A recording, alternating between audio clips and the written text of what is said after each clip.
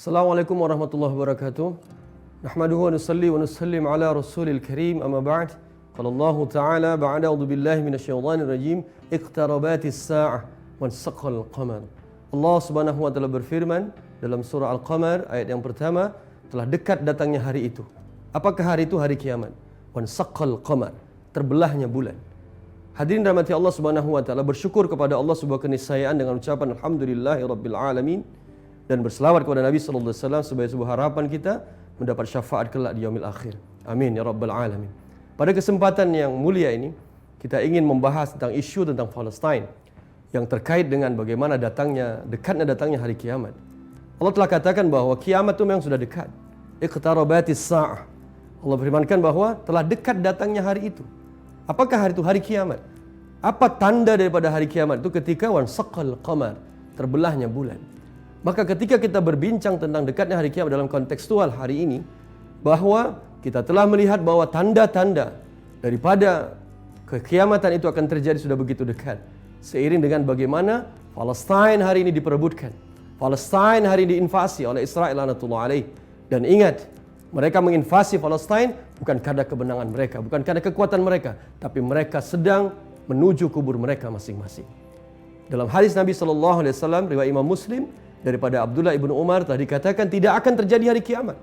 Kata Nabi SAW, kecuali kalian bersekutu dengan Rum, bangsa Eropa, bangsa kulit putih. Untuk apa? Untuk memerangi musuh di belakang kalian. Siapakah musuh belakang kalian? Ini adalah Yahudi laknatullah alaih. Dan ketika mereka terdesak mundur, maka mereka bersembunyi di balik batu, bersembunyi di balik pokok.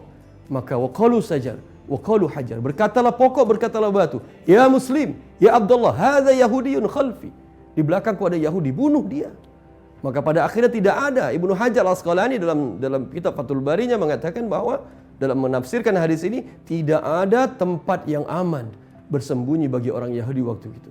Tapi tengok hadis ini, di ujung pada hadis ini, illa gharqad, kecuali gharqad, itu pokoknya orang Yahudi. Dan mereka hari ini menanam pokok gharqad untuk mempersiapkan diri mereka dalam membumi hanguskan mereka. Dan ingat, Islam pasti akan menang. Islam akan kembali jaya, dimulakan daripada Al-Malhah Kubra, di tanah dijanjikan, di Palestin. Kita bersekutu dengan Rum, dengan perkembangan Islam di Eropa, di Amerika, di orang-orang kulit putih.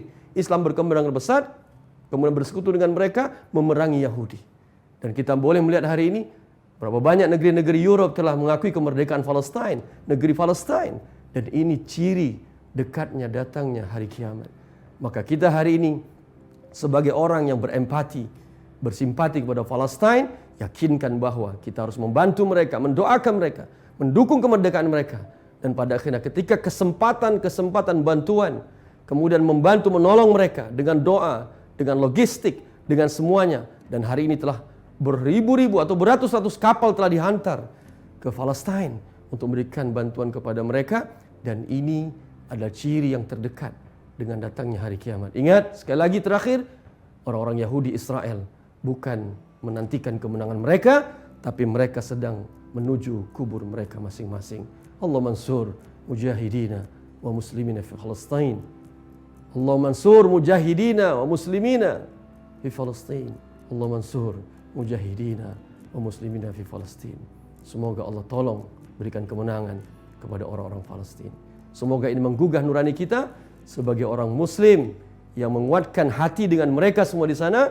Dan pada akhirnya doa ini akan terwujud kepada dukungan moral, materi dan semuanya untuk memberikan kemerdekaan yang hakiki kepada orang-orang Palestin. Free Palestine, free Palestine, free Palestine. Assalamualaikum warahmatullahi wabarakatuh.